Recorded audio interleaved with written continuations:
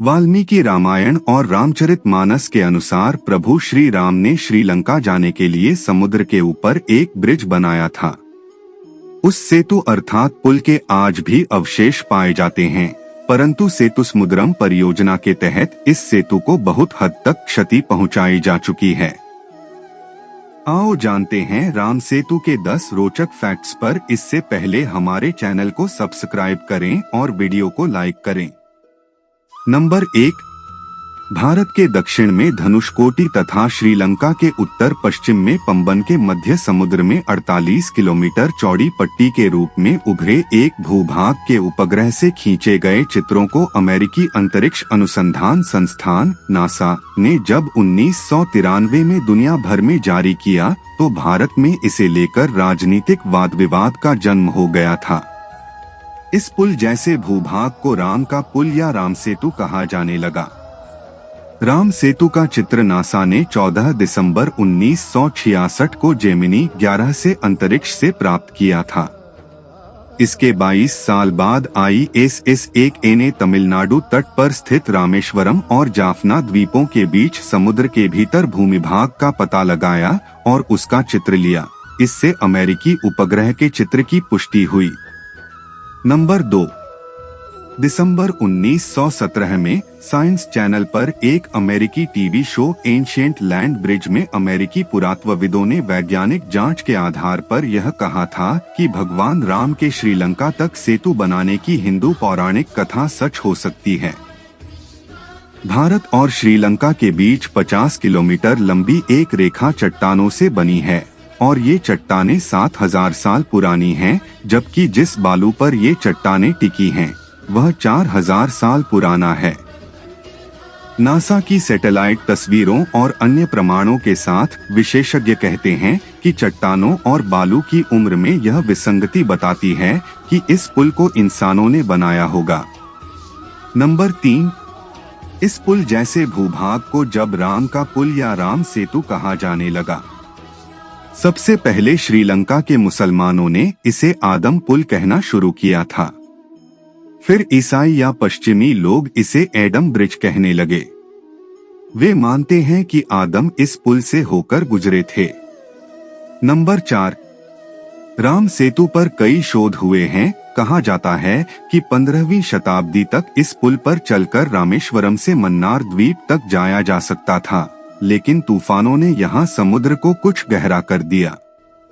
1480 ईस्वी सन में यह चक्रवात के कारण टूट गया और समुद्र का जल स्तर बढ़ने के कारण यह डूब गया।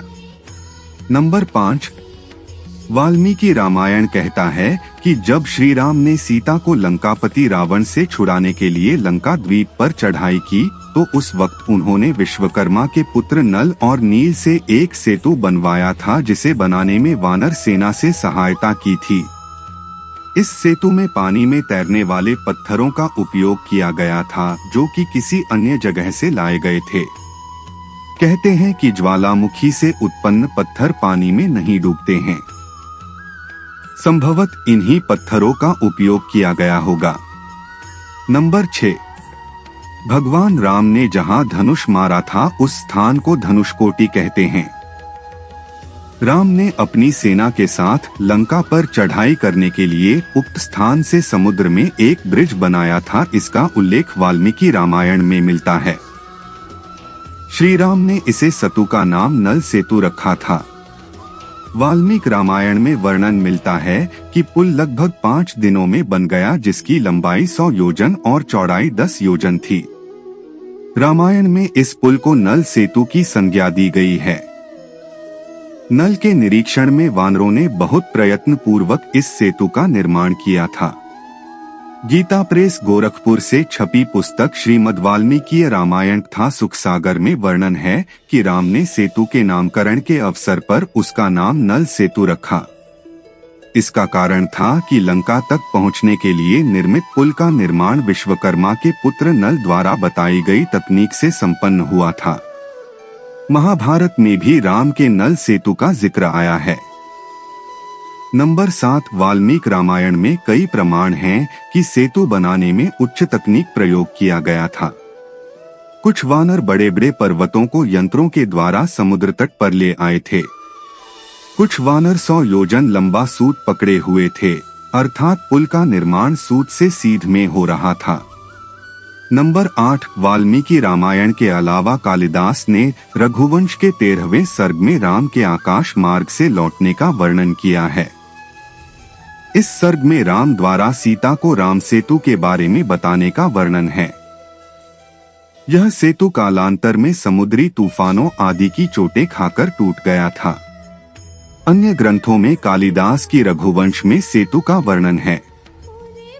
स्कंद पुराण, विष्णु पुराण, अग्नि पुराण और ब्रह्मा पुराण में भी श्री राम के सेतु का जिक्र किया गया है।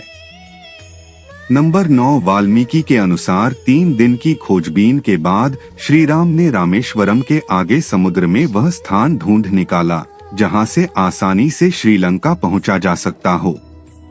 उन्होंने नल और नील की मदद से उक्त स्थान से लंका तक का पुनर्निर्माण करने का फैसला लिया। धनुषकोडी भारत के तमिलनाडु राज्य के पूर्वी तट पर रामेश्वरम द्वीप के दक्षिणी किनारे पर स्थित एक गांव है। धनुषकोडी पंबन के दक्षिण पूर्व में स्थित है। धनुषकोडी श्रीलंका में तलैमन्नार से करीब 18 मील पश्चिम में है। नंबर 10, इसका नाम धनुषकोडी इसलिए है कि यहाँ से श्रीलंका तक वानर सेना के माध्यम से नल और नील ने जो पुल राम सेतु बनाया था उसका आकार मार्ग धनुष के समान ही है। इन पूरे इलाकों को मन्नार समुद्री क्षेत्र के अंतर्गत माना जाता है। धनुषकोडी ही भारत और श्रीलंका के बीच एकमात्र स्थलीय सीमा है जहां समुद्र नदी की गहराई जितना है, जिसमें कहीं कहीं भूमि नजर आती है। श्री वाल्मीकि ने रामायण की संरचना श्री राम के राज्याभिषेक के बाद वर्ष 5075 ईपू के आसपास की होगी। श्रुति स्मृति की प्रथा के माध्यम से पीढ़ी दर पीढ़ी परिचालित रहने के बाद वर्ष 1000 ईपू के आसपास इसको लिखित रूप दिया गया होगा। इस निष्कर्ष के बहुत से प्रमाण मिलते हैं। आपको कैसी लगी हमारी यह जानकारी? हमें कमेंट बॉक्स में जरूर बताएं और इसी तरह की रहस्यमयी बातों को जानने के लिए हमारे चैनल को सब्सक्राइब जरूर करें और बेल आइकॉन के बटन को दबाना न भूलें ताकि आपको नोटिफिकेशन मिल सके। धन्यवाद।